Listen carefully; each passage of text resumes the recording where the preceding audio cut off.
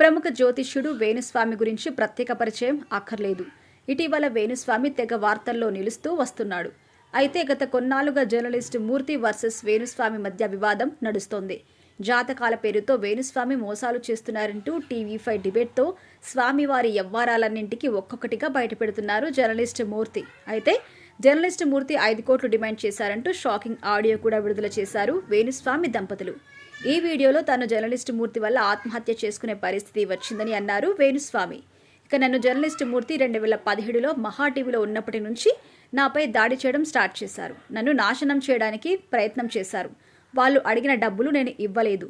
గత 8 నెలల నుంచి నా మీద జర్నలిస్టు మూర్తి గారి ఆధ్వర్యంలో నాపై దాడులు ప్రారంభించారు అంటూ సంచలన ఆరోపణలు చేశాడు. దీనికి మూర్తి కూడా వేణుస్వామికి గట్టిగానే ఇచ్చిపడేశాడు.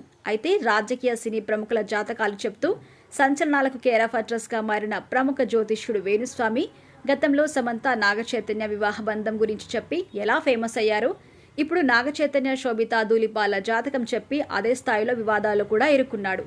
నాగచైతన్య ఎంగేజ్మెంట్ తర్వాత ఆ జంట ప్రయాణం గురించి అనుష్త వ్యాఖ్యలు చేయడంతో వివాదాలన్నీ ఒక్కసారిగా ఆయన్ని చుట్టుముట్టాయి. ముఖ్యంగా వేణుస్వామిపై ఫిలిం జర్నలిస్టు అసోసియేషన్ మహిళా కమిషన్కు ఫిర్యాదు కూడా చేసింది. తాజాగా ప్రముఖ జ్యోతిష్యుడు వేణుస్వామి భర్తను పోగొట్టుకున్న ఒక గర్భిణికి 50,000 రూపాయలు ఇచ్చి సహాయం చేశారు. ఈ సందర్భంగా వేణుస్వామి మాట్లాడుతూ కృష్ణ అనే వ్యక్తి అనుకోని విధంగా అనారోగ్యం కారణంగా మరణించాడు. ఇంకొక వారంలో నిండు చూలాలైన అతడి భార్య డెలివరీకి ఉంది. ఈ సమయంలో భర్తను కోల్పోయి కష్టాల పాలైన ఆమెకు 50,000 రూపాయలు ఆర్థిక సహాయం చేసి ధైర్యంగా ఉండాలని చెప్పడం జరిగింది అని ఆమెకు ధైర్యం చెప్పాడు వేణుస్వామి. ఇక ఈ వీడియో ప్రస్తుతం సోషల్ మీడియాలో వైరల్గా మారింది.